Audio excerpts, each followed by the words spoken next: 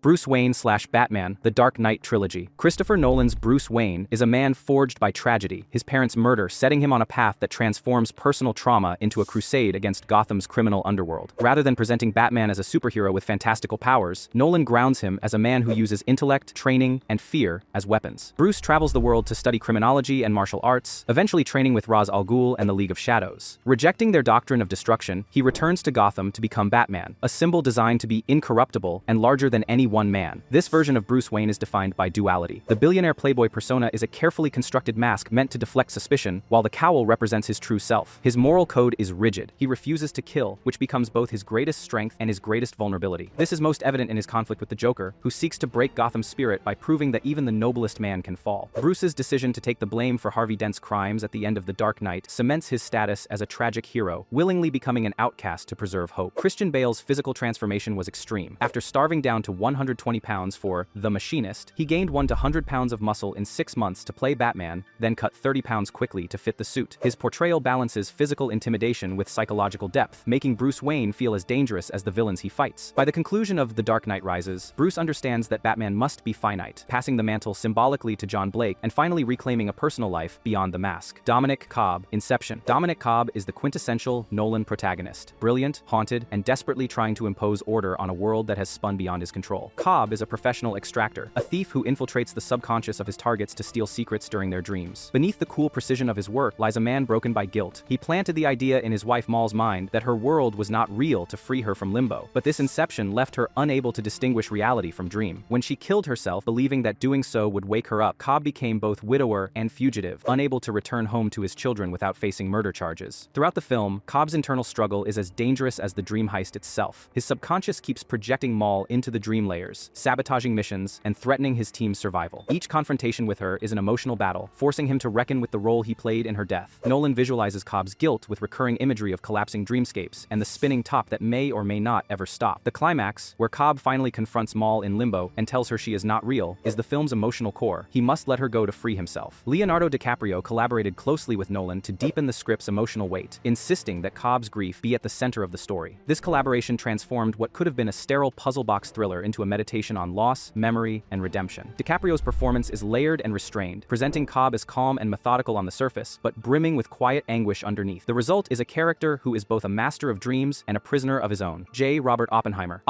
J. Robert Oppenheimer is one of Christopher Nolan's most complex protagonists, a man whose brilliance changed the course of history and whose guilt nearly destroyed him. Known as the father of the atomic bomb, Oppenheimer is portrayed as a man of contradictions, a theoretical physicist who struggled with hands-on lab work, a reclusive academic who became the charismatic leader of the Manhattan Project, and a patriot whose associations with left-wing intellectuals fueled suspicion during the Red Scare. His obsession was not simply with building a weapon, but with exploring the very limits of scientific understanding. In the film, Nolan places us inside Oppenheimer's mind by using a subjective color timeline, contrasting it with Lewis Strauss's black and white objective perspective. This framing transforms Oppenheimer's security clearance hearing into the narrative engine, turning a bureaucratic proceeding into an emotional trial of the man's entire life. As the story progresses, we witness him moving from the exhilaration of scientific achievement at Los Alamos to the crushing realization of what unleashing atomic power means for humanity. The moment he delivers the line from the Bhagavad Gita, "Now I am become death, the destroyer of worlds," crystallizes the terrible weight he carries. Nolan avoids showing the bomb's victims directly, instead placing the horror on Oppenheimer's face as he imagines burned and mutilated bodies during his celebratory speech. Cillian Murphy's preparation for the role was exhaustive. He lost 28 pounds to capture Oppenheimer's gaunt, almost skeletal look, and spent months reading the biography American Prometheus and studying the Bhagavad Gita. He even learned Dutch to deliver a lecture in the language for a single scene. The result is a performance that is both intellectual and haunted, capturing the paradox of a man who saved millions of lives by ending the war, but may have doomed countless more by opening the nuclear age. Leonard Shelby, Memento. Leonard Shelby is a man entirely defined by his inability to form new memories. After a brutal attack that left his wife dead, he suffers from anterograde amnesia, forcing him to live in a state of permanent present tense. To navigate this condition, Leonard builds an external memory system composed of Polaroid photos, handwritten notes, and tattoos etched onto his own skin. These serve as a map of his world, guiding him toward the singular purpose that drives him, finding and killing the man he believes murdered his wife. This system gives him focus, but it is also his greatest vulnerability. It is only as reliable as the clues he chooses to write down. Leonard functions as both protagonist and unreliable narrator. Because the film is told in reverse chronology, we share his disorientation, learning information only as he does. This structure allows Nolan to place the audience directly inside Leonard's fractured mind, creating empathy for his condition while while also revealing how easy it is to manipulate someone whose memory resets every few minutes. In a devastating turn, Leonard himself becomes the architect of his own delusion, faced with the unbearable truth that he already avenged his wife's death long ago, and that he may have accidentally killed her by overdosing her with insulin. He deliberately chooses to write false clues that will set him on a new cycle of vengeance. In doing so, he opts for purpose over truth, even if that purpose is a lie. Guy Pearce's performance is jittery, intense, and physically restless, embodying a man constantly unsure of his surroundings. Interestingly, Pearce has since criticized his own work, calling it grating and difficult to watch, though critics and audiences largely disagree. This contrast between actor and audience perception mirrors the film's core theme. The stories we tell ourselves may not be true, but we cling to them because they give us meaning. Bane, The Dark Knight Rises. Bane is both the physical and ideological test that Bruce Wayne must overcome to complete his arc. Unlike the Joker, whose chaos is unpredictable, Bane represents controlled, methodical destruction. He is introduced as a master tactician and revolutionary who commands absolute loyalty from his followers. His strength is not merely physical. He uses theatricality, propaganda, and fear to bring Gotham to its knees. His plan is not simply to destroy the city, but to force it into a false sense of liberation before annihilation, giving Gotham's citizens months to descend into violent anarchy. Bane's mask is one of his defining features, feeding him a constant stream of anesthetic gas to dull the pain from injuries he sustained in the pit prison. This detail adds an element of tragedy to his character, making him more than a simple brute. His most memorable moment comes when he defeats Batman in their first encounter, brutally breaking his back and declaring, "I was born in it, molded by it." This scene strips Bruce of his mythic status and forces him to rebuild himself both physically and spiritually in order to return and save Gotham. Tom Hardy's portrayal is as much about physical presence as it is about voice. He gained over 30 pounds of muscle in just 3 months, adopting a hulking, almost inhuman silhouette. His voice, a strange, accented growl, inspired partly by bare-knuckle fighter Bartley Gorman, became instantly iconic and unsettling, reinforcing his sense of superiority and theatrical menace. Ultimately, Bane is revealed to be a protector of Talia al Ghul, motivated by loyalty and love rather than pure ideology. This revelation reframes his actions as those of a devoted guardian rather than a lone zealot, adding depth to a character often remembered for his brute force. Cobb, following. A lesser-known, yet equally intriguing Christopher Nolan character is Cobb, who stars as the antagonist in Nolan's first feature film, Following. Cobb is not a simple cat burglar. He is a manipulative orchestrator of other people's lives. Christopher Nolan introduces him as a sharply dressed, articulate man who chooses his victims not for financial gain but for psychological impact. His guiding philosophy is that by stealing from someone, he forces them to confront what they value most. He frames burglary as a kind of creative act, turning the violation of privacy into a perverse art form. Rather than simply ransacking apartments, he carefully leaves behind suggestive clues, planting items in ways that provoke suspicion and conflict, such as staging fake evidence of infidelity. This level of control over the emotional lives of strangers positions Cobb as the original Nolan archetype, the man who bends the world to fit his vision, regardless of the moral cost. Cobb's most important narrative function is as a mentor and antagonist to the unnamed protagonist, the young man. He lures the young man into his world, seducing him with the thrill of breaking into homes, but gradually steering him toward a destructive path that culminates in framing him for murder. This twist recontextualizes the entire story. Cobb is revealed to have manipulated every step, using the young man as a pawn in his carefully planned revenge. His final disappearance into the crowd feels less like an escape and more like a curtain call, as if he has staged the entire film as a performance for his own satisfaction. Alex Hawes' portrayal of Cobb is informed by his background as an architecture student and stage actor, which lends the character a cultivated, almost professorial air. The shared name with Leonardo DiCaprio's Cobb in Inception is a deliberate choice by Nolan, signaling a thematic through-line. The first Cobb is a master of external realities, while the second becomes trapped by his internal one. Joseph "Coop" Cooper, Interstellar. Joseph Cooper is introduced as a former NASA test pilot turned reluctant farmer, living in a near-future Earth ravaged by crop failures and environmental collapse. Coop is a man who cannot shake his longing for the stars. His heart is still in the cockpit, even as he tends to the cornfields. When he discovers the secret NASA facility working on a last-ditch effort to save humanity, he is recruited to pilot the Endurance spacecraft on a mission through a wormhole to find a habitable planet. This decision creates the film's central conflict, leaving his children behind on a dying Earth in order to secure their future. Coop's journey is both physical and emotional. As he travels through space, he endures extreme tests of endurance, surviving a devastating tidal wave on Miller's planet, facing starvation aboard the Endurance, and finally plunging into a black hole in a desperate attempt to transmit data that will allow humanity to escape Earth's gravity. Time dilation is one of the cruelest aspects of his journey. A few hours on the water planet equal 23 years back home. The heartbreaking scene where he watches decades of video messages from his children is one of the film's most powerful moments, captured in a single take as McConaughey breaks down in uncontrollable grief. What elevates Coop's character is the thematic weight of love as a force that transcends time and space. His bond with his daughter, Murph, becomes the key to humanity's survival, allowing him to communicate critical information across dimensions from inside the Tesseract. McConaughey's performance grounds the spectacle, delivering a man who is both heroic explorer and vulnerable father. father. His authentic, unscripted, emotional reaction to the video messages was achieved by Nolan withholding the footage until the cameras rolled, making the moment feel raw and unfiltered. Alfred Borden, The Prestige. Alfred Borden is the embodiment of Nolan's fascination with obsession and sacrifice. A working-class magician with little interest in showmanship, Borden is wholly devoted to the purity of the craft. His signature trick, the transported man, is so convincing that it bewilders his rival Robert Angier and becomes the focal point of their deadly feud. The key to the trick is Borden's greatest secret. He and his identical twin brother share one life, taking turns living as Alfred Borden and as his disguised engineer, Fallon. This commitment means each brother sacrifices half of his existence, half of his relationships, half of his personal freedom, so that the illusion remains perfect. This revelation recontextualizes the film's earlier moments of inconsistency. At times, Borden is warm and loving toward his wife, Sarah. At others, he is cold and distant. Sarah eventually notices the difference, leading to the heartbreaking moment when she confronts him with the line, "I know what you are." This dual existence not only destroys Sarah, who takes her own life, but also consumes Borden and his brother as they wage a war of escalating revenge against Angier. By the time Borden is imprisoned and sentenced to hang, he has lost nearly everything except his commitment to the craft. Christian Bale's performance captures Borden's obsessive dedication, playing both brothers with subtle distinctions in mannerism and temperament. Bale committed to the secrecy of the role during filming, staying tight-lipped about the twist even with members of the cast to maintain the integrity of the reveal. Thematically, Borden represents Nolan's view of art as requiring absolute devotion. His victory over Angier is hollow, costing him his brother and his wife, but proving that he was willing to pay the ultimate price for a perfect illusion. Robert Angier, The Prestige.